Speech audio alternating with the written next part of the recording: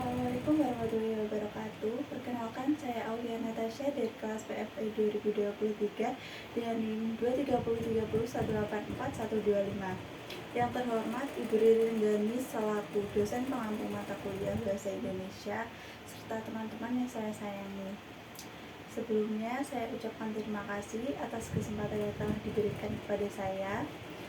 Berdirinya saya di sini untuk menyampaikan presentasi tentang proposal dari penelitian saya yang berjudul Kinerja Peserta Didik dalam Melakukan Praktikum Fisika pada Sekolah Menengah. Pada bab pertama, yaitu pendahuluan, berisi latar belakang, rumusan masalah, tujuan penelitian, manfaat penelitian, dan batasan istilah. Yang pertama, pada 1.1 yaitu latar belakang. Kinerja yang baik adalah perilaku nyata yang ditampilkan seseorang yang memiliki daya guna terhadap Tuhan, diri sendiri, masyarakat, dan lingkungan. Untuk mewujudkan kinerja yang baik dapat dilakukan melalui proses pendidikan formal, informal, dan non-formal. Khusus pada pendidikan formal, upaya dalam mewujudkan kinerja yang baik bagi peserta didik berlangsung pada proses pembelajaran. Pada satuan pendidikan terdapat sejumlah mata pelajaran yang wajib dikuasai oleh peserta didik. Salah satu di antaranya adalah mata pelajaran fisika bagi peserta didik yang menempati kelas ilmu pengetahuan alam atau IPA. Dan demikian, proses pembelajaran fisika pada satuan pendidikan SMA diharapkan mampu mewujudkan kinerja yang baik bagi peserta didik. Lalu, bagaimana kondisi lapangan hingga saat ini berkenaan dengan kinerja peserta didik sebagai hasil dari proses pembelajaran fisika yang telah dialami? Jawaban terhadap pertanyaan ini hendaknya diperoleh melalui sebuah penelitian. Dalam rangka penelitian yang dilakukan di atas, penulis melakukan studi pendahuluan pada sekolah menengah. Pada 1.2 rumusan masalah, di sini peneliti mengangkat rumusan masalah yaitu bagaimana kinerja peserta didik pada sekolah menengah dalam melakukan praktikum fisika. Selanjutnya, pada 1.2 yaitu tujuan penelitian. Sejalan dengan rumusan masalah di atas, penelitian ini bertujuan untuk mengetahui kinerja yang baik dalam melakukan praktikum pada peserta didik sekolah menengah. Selanjutnya, pada 1.4 manfaat penelitian. Manfaat penelitian yang pertama, bagi peserta didik, adanya kinerja yang baik dalam proses pembelajaran dapat menumbuhkan kesadaran peserta didik bahwa betapa pentingnya kegiatan praktikum untuk memperkuat teori yang telah dipelajari. Lalu yang kedua, bagi peneliti lain dapat menambah wawasan tentang pentingnya praktikum dalam belajar dalam meningkatkan kinerja peserta didik. 1.5 batasan istilah. Yang pertama, penilaian. Penilaian adalah suatu proses yang sistematis dari pengumpulan, analisis, dan interpretasi informasi atau data untuk menemukan sejauh mana peserta didik telah mencapai tujuan pembelajaran. Yang kedua, kinerja dalam praktikum fisika menggunakan pendekatan ilmiah, yaitu seperangkat hasil pelaksanaan tugas yang mencerminkan keterampilan berpraktikum, namun tidak sebatas keterampilan menggunakan alat saja, tetapi juga harus memberi keterampilan siswa untuk mengalami sendiri atau melakukan sendiri, mengikuti suatu proses, mengamati suatu objek, menganalisis, membuktikan, dan menarik kesimpulan sendiri mengenai suatu objek, keadaan, atau proses. Lalu yang ketiga yaitu performance.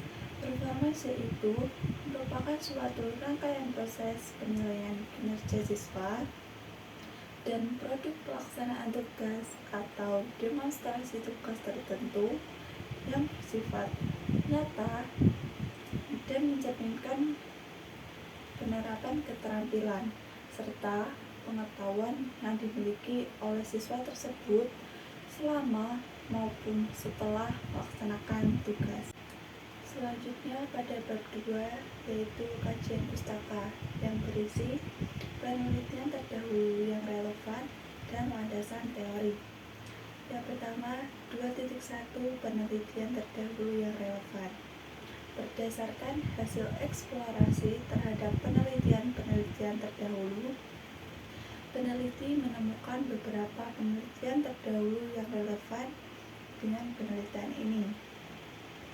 Meskipun terdapat keterkaitan pembahasan, penelitian ini masih sangat berbeda dengan penelitian terdahulu. Adapun beberapa penelitian terdahulu tersebut yaitu yang pertama dari Mariani tahun 2016. Hasil penelitiannya mengatakan bahwa motivasi belajar secara parsial berpengaruh signifikasi terhadap prestasi belajar akuntansi pada siswa kelas 11 IPS SMA Negeri 3 Palu. Yang kedua dari Dwi Pangestu tahun 2015 dengan skripsinya yang berjudul Penerapan Model Belajar Aktif Learning Start with a Question berbantuan modul untuk meningkatkan penguasaan konsep dan mengembangkan keaktifan siswa.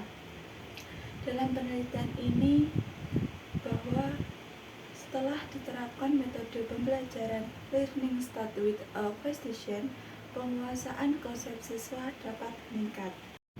Kemudian 2.2 landasan teori. Pada Permendikbud RI nomor 21 tahun 2016 terdapat sejumlah makna yang terpetik, antara lain yang pertama, tingkat kompetensi pendidikan menengah pada jenjang pendidikan SMA atau MA terdapat kompetensi inti, sikap spiritual, sikap sosial, pengetahuan, dan keterampilan.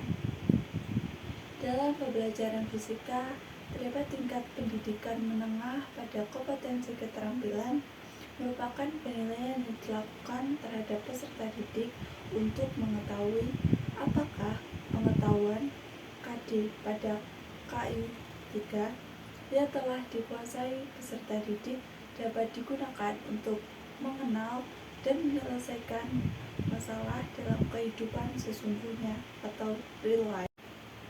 Kemudian kinerja dalam praktikum fisika. Menurut Muhammad Arifin Ahmad tahun 2018, kinerja merupakan unjuk kerja seseorang dalam melaksanakan tugas tertentu untuk mencapai tujuan yang telah ditetapkan.